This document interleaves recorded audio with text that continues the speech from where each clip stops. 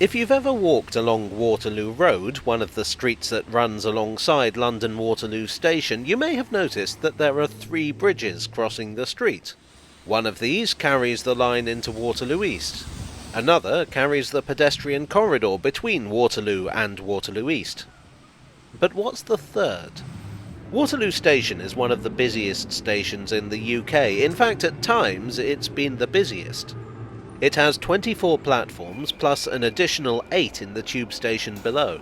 It seems weird that such a busy station should have any disused lines, but nevertheless, that is what you're looking at. If you look at this map from 1888, it's right there. This bridge is a relic of a series of bad decisions dating all the way back to the 1840s. Waterloo was built by the London and South Western Railway, and you can still see signs of their past ownership dotted about the station. The LSWR, like most mainline companies serving London, wanted a terminus in the city, but unlike most railway companies, they were unwilling to compromise.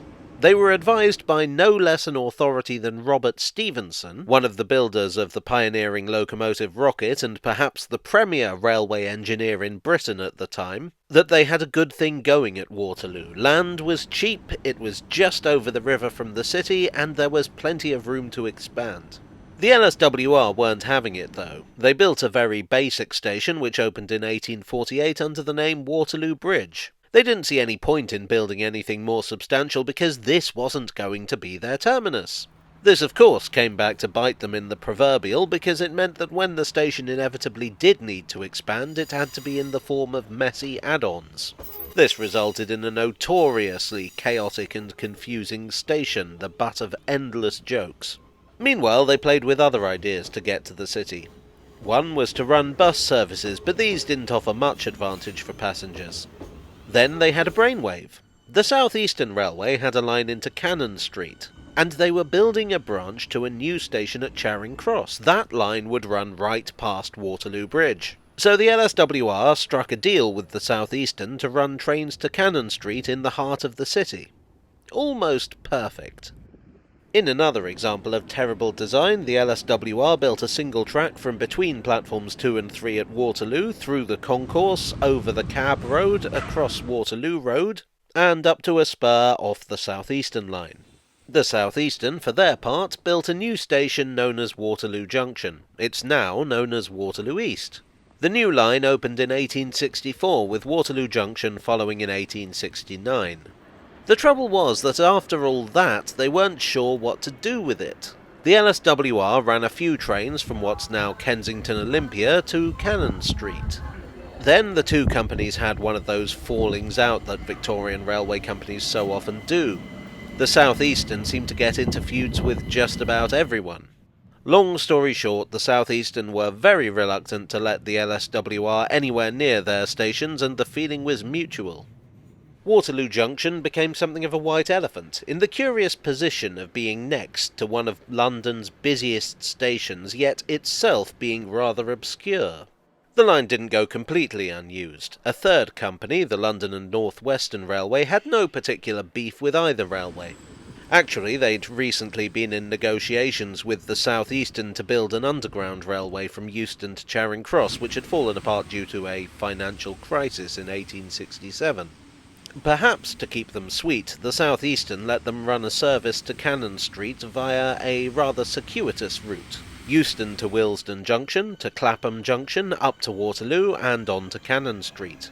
However, as you might imagine, this was a service with a limited market. The line also saw the occasional Royal train. The South Eastern served the ports of Dover and Chatham, while the LSWR ran to Windsor. There are times when you have to put aside your differences, and transporting the Queen is one of them. But by the 20th century it had become clear that the spur was basically useless. In 1898 the LSWR had finally got their city extension with the opening of the Waterloo and City Railway.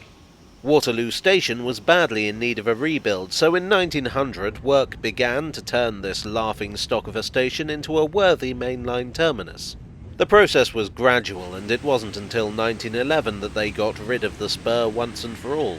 The bridge over Waterloo Road was turned into a footbridge connecting the now unconnected stations. In 1923, both the South Eastern Railway and the London and South Western became part of the Southern Railway. As there was no longer a junction per se, the Southern Railway renamed Waterloo Junction to Waterloo. In 1977, it was renamed to Waterloo East to reflect the fact that it's barely connected to the main Waterloo station. Of course, it might have been a bit closer if they hadn't had to accommodate that spur line. In 1993, the bridge over Waterloo Road was finally taken out of use, replaced by the current covered footbridge. These days, well, there's not much to see there.